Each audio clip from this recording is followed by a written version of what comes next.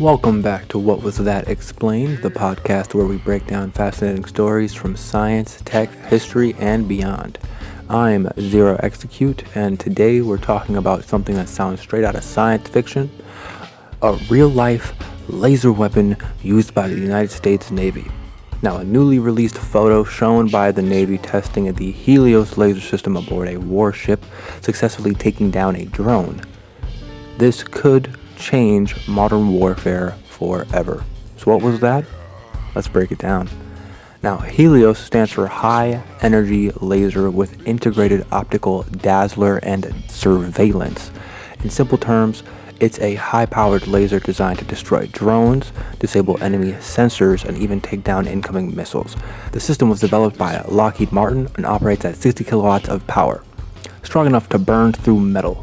Unlike traditional weapons, Helios doesn't need ammunition. As long as the ship has power, it can keep firing. According to a report from the New York Post, the system is fully integrated into the Navy's Aegis combat system, meaning it works alongside radar and missile defense networks. Now, recently, the U.S. Navy conducted a test of the Helios aboard a ship, which would be the USS Preble, a guided missile destroyer. During the test, Helios successfully targeted and destroyed an unmanned aerial vehicle, or UAV, a military-grade drone. While the exact details of the test haven't been fully disclosed, National Defense Magazine reports that the success of the Helios test proves it can be used in real-world combat situations. Lasers in combat have been a dream for decades, but the Helios shows that we've finally reached that reality, and this technology can offer some huge advantages. First, it's cheap. Each shot costs only the electricity needed to power the laser, compared to the millions spent on missiles. Second, it's precise. The laser can track and destroy small, fast-moving targets with pinpoint accuracy. And third, it reduces risk with fewer explosive munitions on board. Navy ships are less vulnerable to secondary explosions because of this. But the United States isn't the only country working on this. The United Kingdom has been developing its own laser weapon called Dragonfire, which has successfully hit aerial targets as well, also reported by the New York Post. Now, as promising as Helios is, it's still being refined.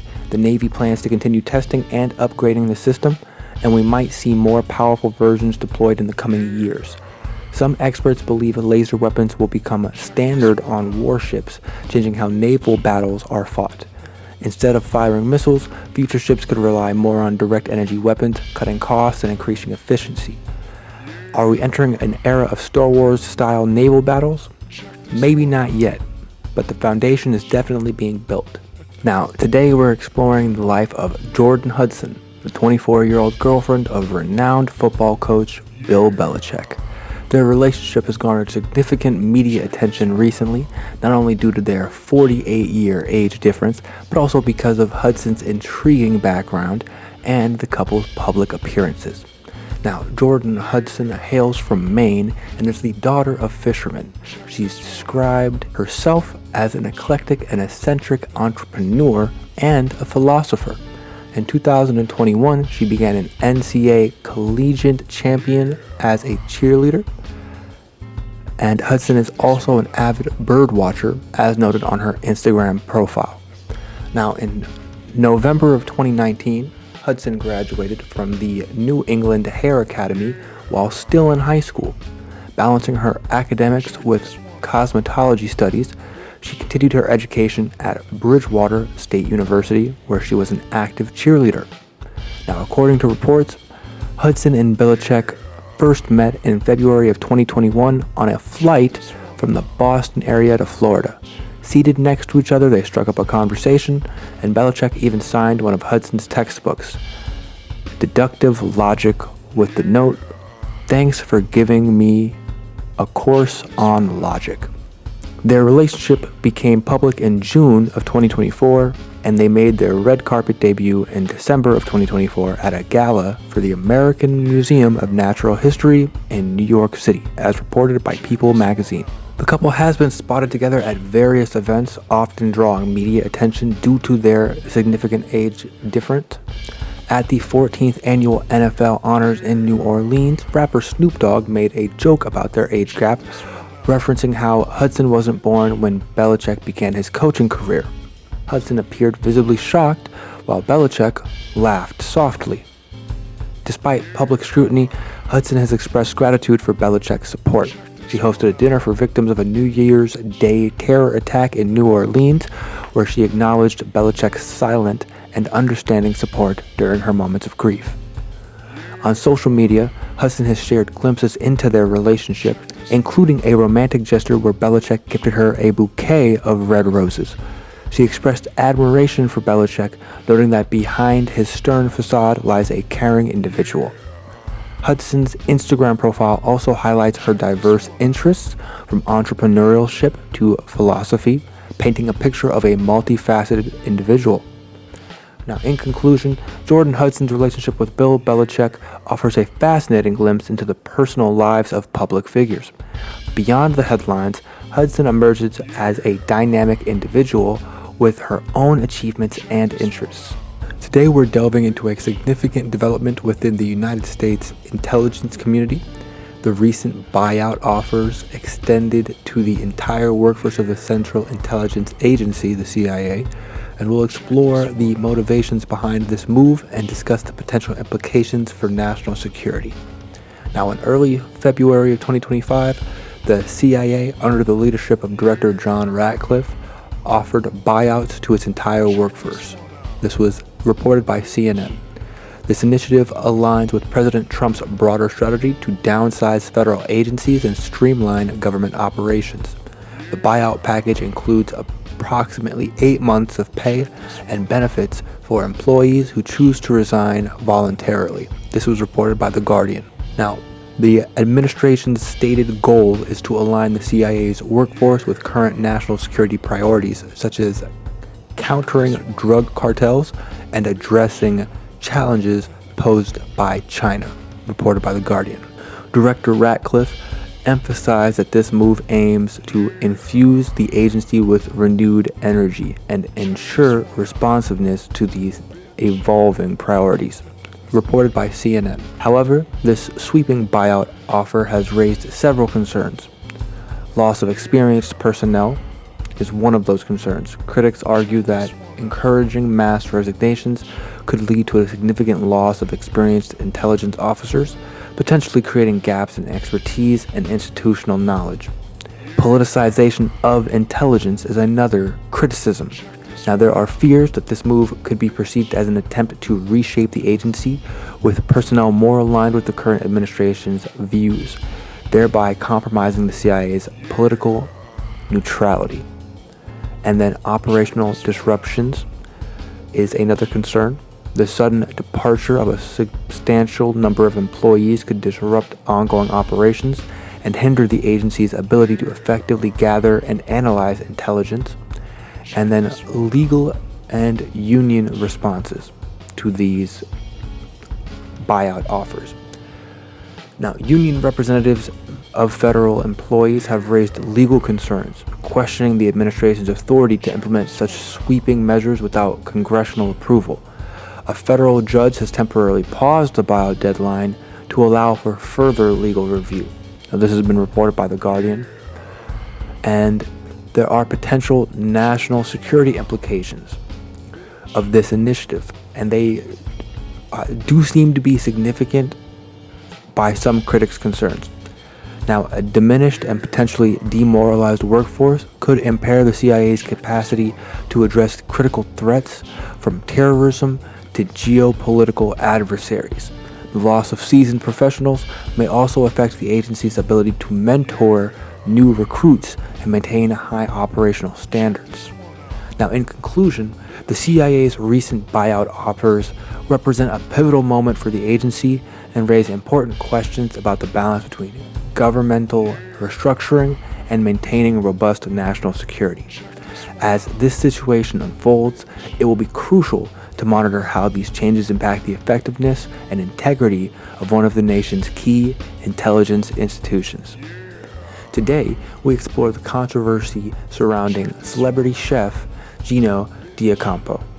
who has recently faced allegations of inappropriate and intimidating behavior spanning over a decade. Now, the allegations that are being levied against Mr. Diocampo. An investigation by ITV News has brought forward multiple claims from individuals who have worked with Diocampo over the years. These allegations include instances of sexually explicit comments and aggressive behavior in professional settings, with one particularly troubling incident allegedly taking place in 2011 during a magazine shoot where Diocampo reportedly made a crude remark to a colleague, saying he would like to, quote, turn me over and F me up the A over the kitchen counter. Another individual described a separate occasion where Diocampo, while dressed only in boxer shorts, made inappropriate references to his genitalia during a location shoot. These allegations paint a picture of a workplace environment that may have been uncomfortable for some of those working with him.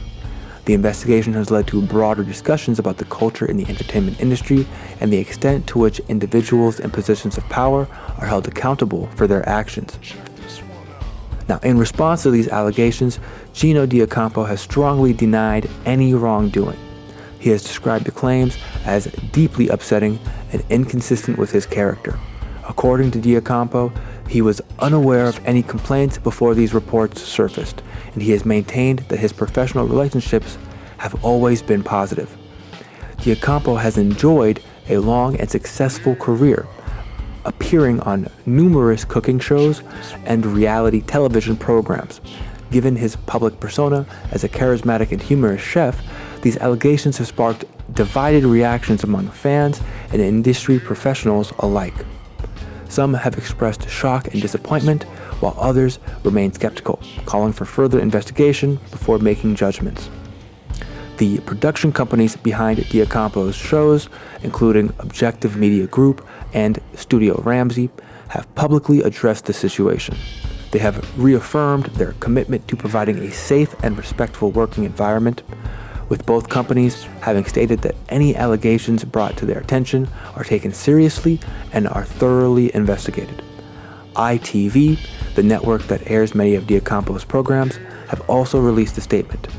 They have emphasized that while production companies are primarily responsible for ensuring a respectful workplace, ITV itself upholds strict policies to address concerns when they arise. Their response signals a commitment to transparency, but also raises questions about how much networks should be held accountable for the behavior of the stars with which they feature. The controversy surrounding Diocampo isn't just one celebrity, it's part of a larger controversy. It's part of a larger conversation about workplace culture and accountability in the entertainment industry. Over the past few years, numerous high-profile figures have faced allegations of misconduct, sparking a global reckoning with issues of power dynamics and workplace safety. The Me Too movement shed light on the challenges many employees face in calling out inappropriate behavior, particularly in industries where speaking up can come at the cost of career opportunities. Diocampo's case serves as another reminder that even in seemingly lighthearted fields like entertainment and cooking, workplace culture matters. Now, as of now, Diocampo continues to engage with his professional commitments and maintains an active presence on social media. However, as more information comes to light, it remains to be seen whether there will be lasting consequences for his career. If these allegations lead to official investigations or legal action, the case may evolve further. Meanwhile, it's important to keep in mind that due process is necessary for all parties involved. While public opinion plays a significant role in shaping narratives, official inquiries and thorough investigations remain essential in reaching fair conclusions. This situation is still developing, and updates may emerge as investigations continue. The controversy surrounding Gino Diocampo highlights the importance of fostering respectful and safe work environments. Whether in an entertainment, corporate setting, or any other professional sphere, accountability should remain a priority. We will continue to report on this as more updates are brought forward. Thank you for tuning into this episode of What Was That Explained, and if you found this exploration insightful, Please subscribe, rate, and review our podcast. Follow us on social media for updates on future episodes, and until next time, stay curious and keep exploring the stories behind the headlines.